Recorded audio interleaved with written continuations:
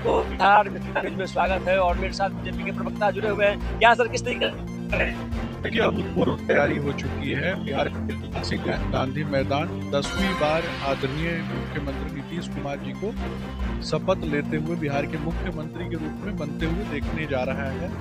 बिहार में जंगल राज की वापसी नहीं हुई और बिहार की फर्स्ट टाइम वोटर्स ने, महिलाओं ने और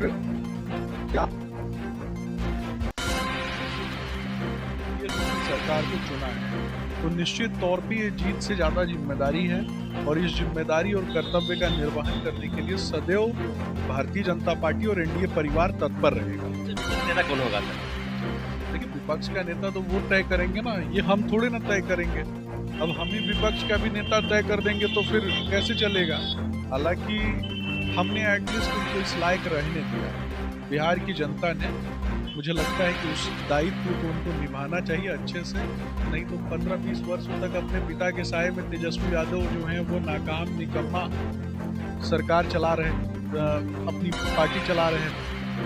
तो जो निकम्मेपन से भरी हुई जो मानसिकता है, वैसे लोगों को बिहार कभी भी और बिहार की युवा साथी कभी भी पसंद नहीं करते। मुझे लगता है इससे उनको बाहर ऐतिहासिक गांधी में सर शपथ ग्रहण है सर, कौन कौन से बड़े नेता आ रहे हैं सर? जैसे एक बार के बड़े नेता आदरणीय प्रधानमंत्री जी का राष्ट्रीय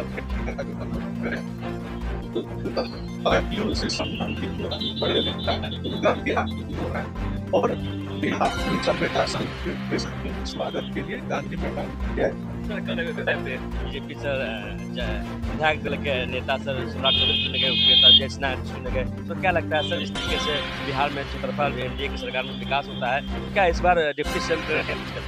देखिए, निश्चित तौर पे वही दोनों डिप्टी सीएम और मेरे साथ बीजेपी इस तरीके से है